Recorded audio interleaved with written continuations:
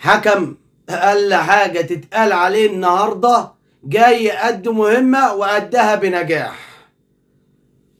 وتراخي من لعيبه النادي الاهلي في الشوط الاول ضيعت علينا فوز كان هيحطنا في منطقه ونرتاح.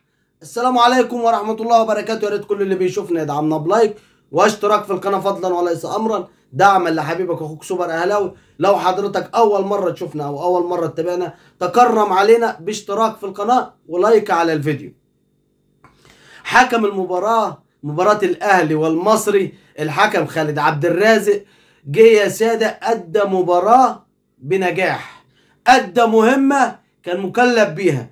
حكم من منطقه الاسماعيليه جاي بيحكم مباراه المصري والاهلي او الاهلي والمصري. المصري اللي تبع بورسعيد يعني خط القناه. حكم ما بيحكمش غير في مباريات الدوري الممتاز به او مباريات الشباب والناشئين. جايبينه في مباراه اهم مباراه في بطوله الدوري او اهم مباراه في الدور الاول او اهم مباراه في الاسبوع ده، مباراه الاهلي والمصري. تخيلوا خالد عبد الرازق ضيع وقت بنفسه، هو الحكم نفسه ضيع وقت المباراة في الشوط الأول ومدينا 3 دقايق. في الشوط الثاني بقى ما شاء الله عليه، ما شاء الله،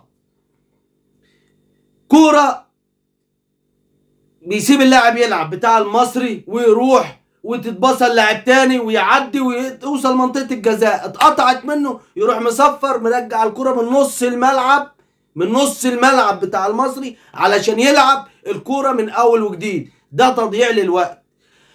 اوفسايد على النادي المصري، مستنى حكم الراية لما يتلعب أكتر من دقيقة ونص في تمريرة في تمريرة في تمريرة لحد ما بقى عند الشناوي وفي الآخر حامل الراية بيرفع تسلل. ده مش تضييع للوقت.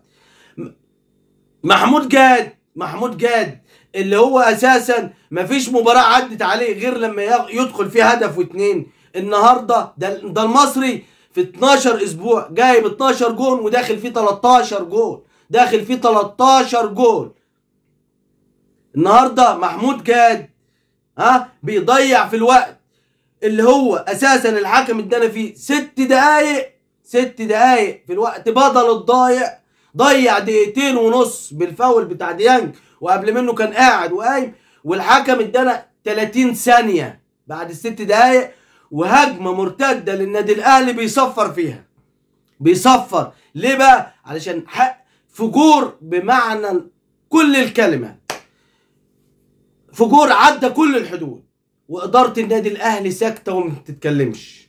حمدي فتحي بيعترض بالكلام، ولا شوح ولا عمل اي حاجة، بيعترض بالكلام على الوقت اللي ضاع واللي ما حسبوش الحكم.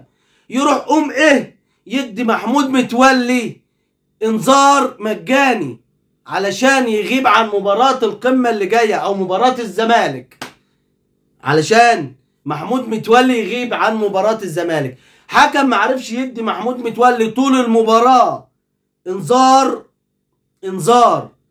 جاء اداله في اخر المباراه بعد المباراه ما انتهت بيديله انذار علشان قال بمجرد ما محمود متولي رايح بيرجع حمدي فتحي وبيقول له خلاص وليه يا حكم انت كده مثلا ما بتحكمناش او صفرت حتى في الهجمه المرتده، بيديله انذار. ليه بقى؟ علشان هو ما عرفش يديله طول المباراه ما انذار، فاداله في اخر المباراه انذار وضيع على محمود متولي المباراه القادمه امام نادي الزمالك.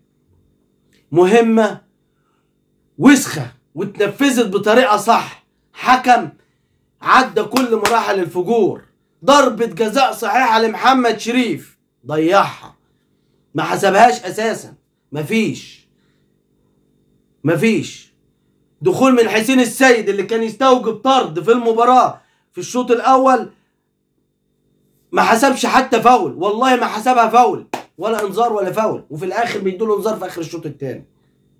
ده حكم مرحلة عدت كل الفجور، مرحلة وعدت كل الفجور. ومارسيل كولر احنا بندعمك وفي ظهرك وبنقول ان شاء الله هنعدي، ولكن كان المفروض يا عم مارسيل بلاعبتك النهارده تستغل كل الظروف اللي اتيحت ليك امبارح. فيوتشر المنافس ليك اتعادل، الزمالك اتعادل، فاحنا نوسع الفارق مش نتعادل ونخلي الفرق هو ال5 نقط. كأنك ما لعبتش. بادئ ببرونو سافيو ومحمد شريف. محمد شريف الله الوكيل محمد شريف الشوط الاول كله انا قلت انا لو مدير فني هغير محمد شريف بين الشوطين، مش هنزله اساسا الملعب، مخليه للدقيقه 70 بيعمل ايه؟ يعني احنا خلاص المراره اتشالت، مفيش حاجه تانية. هنستحمل قد ايه تاني؟ بندعم وبنقول في ظهركم، لكن مش بالطريقه ديت. مش ان انت تفضل صبر على محمد شريف وبرونو سافر الدقيقه 70. ده ما عملوش اي حاجه في المباراه تذكر. ده حتى التحليل بتاع قناه الاهلي بين الشوطين كان بيقول لك المفروض يغير برونو سافيو ومحمد شريف. صبرت على حسين الشحات لحد الدقيقه 88. حسين الشحات اللي ضيع انفراد ما يضيعش، هو والجول وبيضيع، وتراخي من لعيبه الاهلي وتضييع وقت بقى من لعيبه المصري. الواحد نفسه يشوف ناس لما تلعب. يا ريت المصري بقى، يا ريت بقى حسام حسن واللاعيبه بتاعته دي بقى المباراه الجايه تورينا هتلعب ازاي قدام غزل المحله. يا ريت بقى يلعبوا بنفس الطريقه دي وبنفس اللعب ده مع غزل المحله. ولا هو بقى حلو قدام الاهلي يا حسام يا حسن انت ولاعيبتك اللي ما غيرتش طول المباراه وبتغير في الدقيقه 95، وحكم ضيع علينا المباراه، وحسبي الله ونعم الوكيل.